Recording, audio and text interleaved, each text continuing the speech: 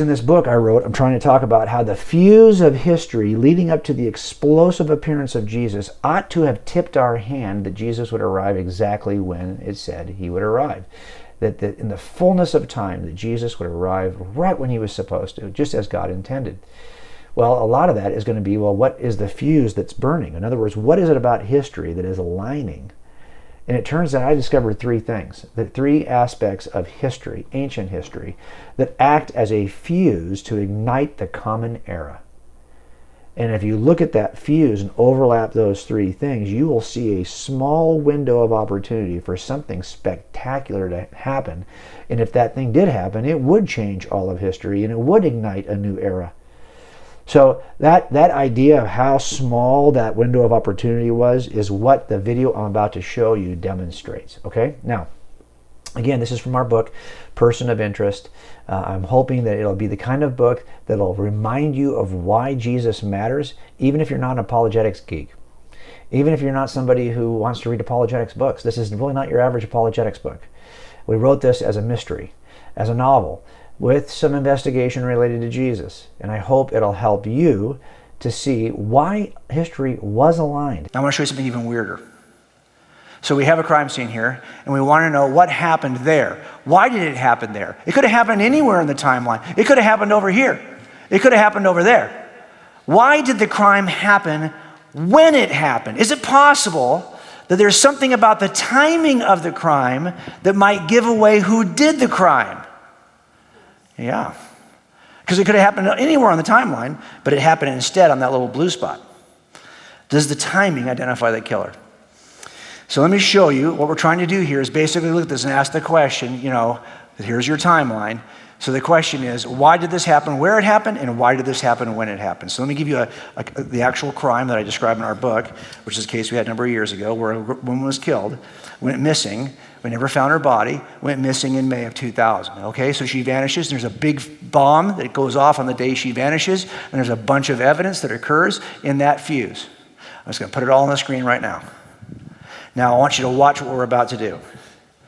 So in order for this to go off right here, in order for this crime to occur in our city in May of 2000, well, it turned out that crime would never have occurred in our city except that this couple moved into our city, Steve and Tammy.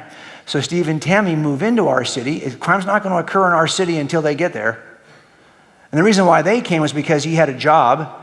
So he wasn't going to move into our city until that job appeared in the auto shop. The auto shop wasn't even there until January of 2000. So this crime could not occur until after, in our city anyway, until after January, because he didn't even live in our city until then. Then they got to move in. So now it turns out there's a red zone in which the crime can occur in our city. It's right there. Do you see it?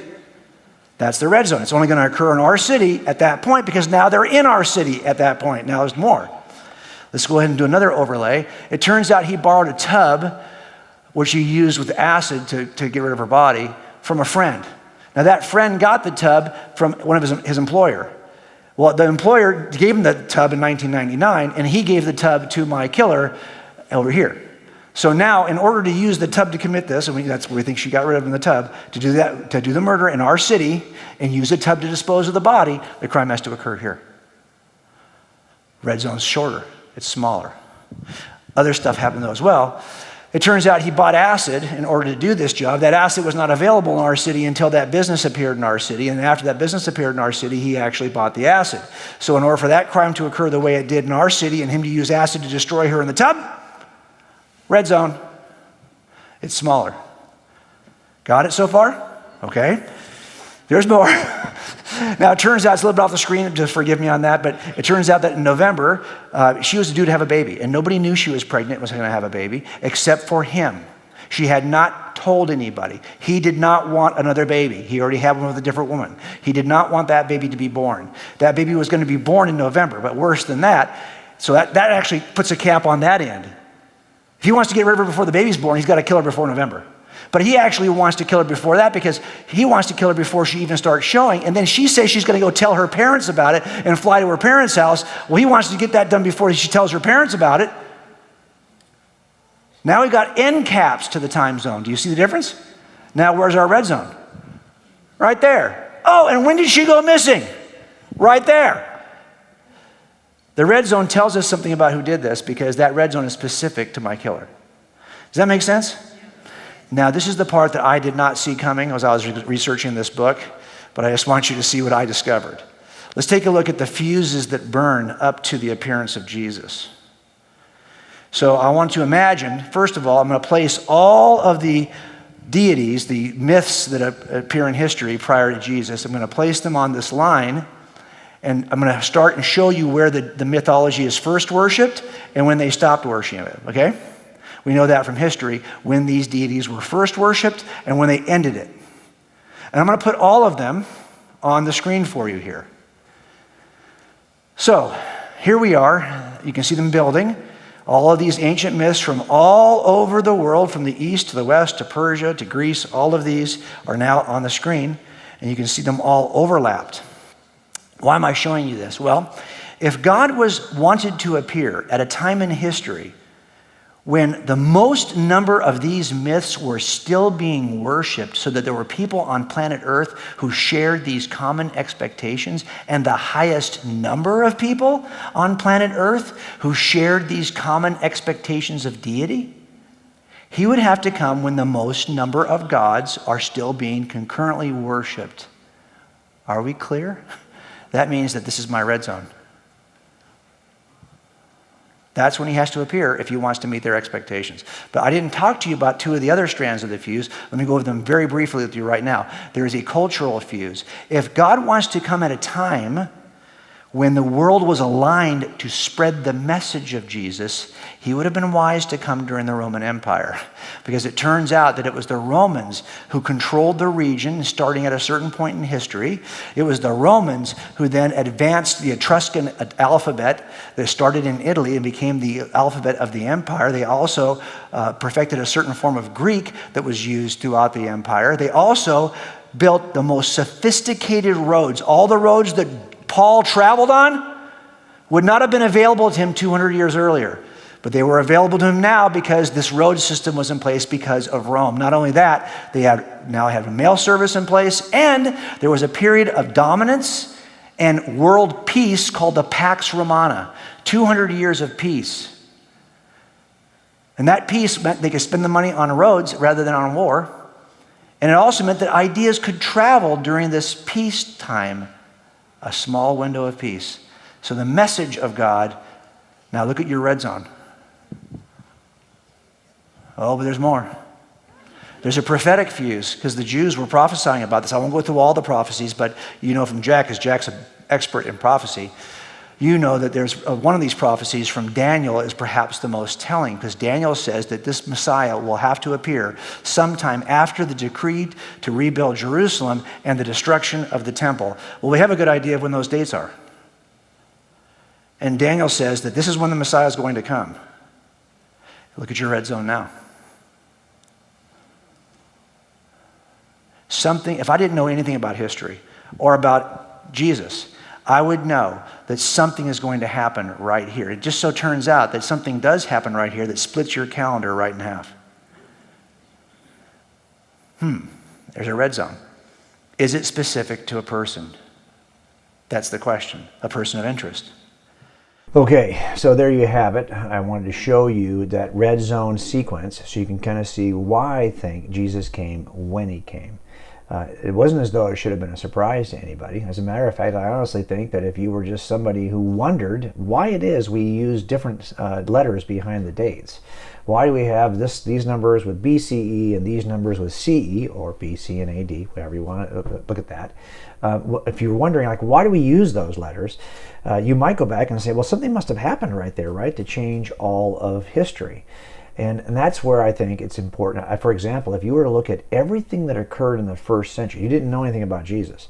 All you knew is that, hey, history does seem to turn on a dime right around this thing at the beginning of what we call the Common Era. Like, why is there a first century in the Common Era? Why isn't it just the 800th century? You know, why is it all turn? Well, a lot of the reason why it turns is because something happened there, right? Now, if you didn't know what it was, if you didn't know it was Jesus of Nazareth, here's what I would invite you to do. Look at every other significant event in the first century. every other significant historical person in the first century. Hey, forget about that. Go back to any other historical person in the history of historical persons, and you tell me, who is it you think has had more impact on human history than Jesus of Nazareth? Human history. That's right. Go back and look at all the deities of antiquity. Look at all the religious leaders. Many of them had a huge head start on Jesus of Nazareth. Krishna had a huge head start. Indra had a huge head start. Buddha had a huge head start. Zoroaster. These are still religions that are celebrated and worshipped in the world today. They all had a head start on Jesus. They had a head start on building universities. They had a head start in the sciences. They had a head start in every facet of culture, yet none of them had the impact that Jesus and his followers have had on human history. How can that be? Like, what is it? So if you look at all the people in the first century, you're just trying to figure out, well, who is it or what is it? The surprising, remarkably surprising and unexpected person of Jesus of Nazareth stands in the midst of that group of world leaders, empire leaders, poets, historians, deities, religious leaders in the first century, none of whom you probably can even name. And none of them had the impact collectively that Jesus of Nazareth had. And so that's interesting, right? So what I'm saying is that the fuse of history leads up and provides you with this narrow red zone, and then something happens in that red zone that changes history for everything, and it's right there in the middle of that red zone I just illustrated for you. From 29 BCE to 70 CE or AD, right? That red zone. Now think about that. About a third into that, Jesus arrives. And then about another third through it, he is crucified. It turns out he occupies that space smack dab in the middle. Really? That you don't find that at least a little bit surprising? Unnatural? Remarkable? Supernatural? You don't find that in some ways telling? Well, we haven't even talked about so far, at least in this video, the impact, the fallout that Jesus had in history. And here's my whole point in writing Person of Interest. I wanted to show you that there's something divinely supernatural about the arrival of Jesus in history and the impact he had on all of us, regardless of where you are on planet Earth. He's not just a Western civilization phenomena.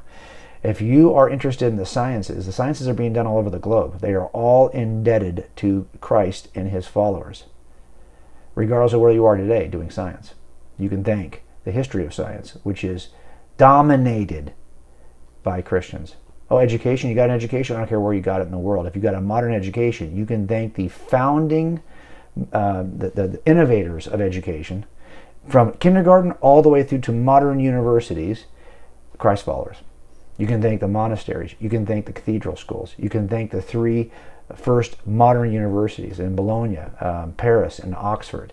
These were all established by Christ followers because he inaugurated a worldview. And we'll talk more about that. And certainly I've written about this in great detail in Person of Interest. And when I'm writing Person of Interest, I'm trying to write it in such a way that it's not just a fact book.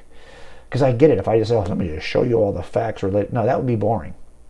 I'm trying to give it to you in a narrative form as we work through a homicide investigation together and then trickle out the details related to Jesus of Nazareth. I hope it'll keep you engaged. You'll find it something you can have your kids read. If nothing else, folks, we have to make sure that our young people understand how history sets the table for Jesus and how deeply Jesus and his followers have impacted history, because we are in danger of letting it stop if we don't continue to do what Jesus initiated.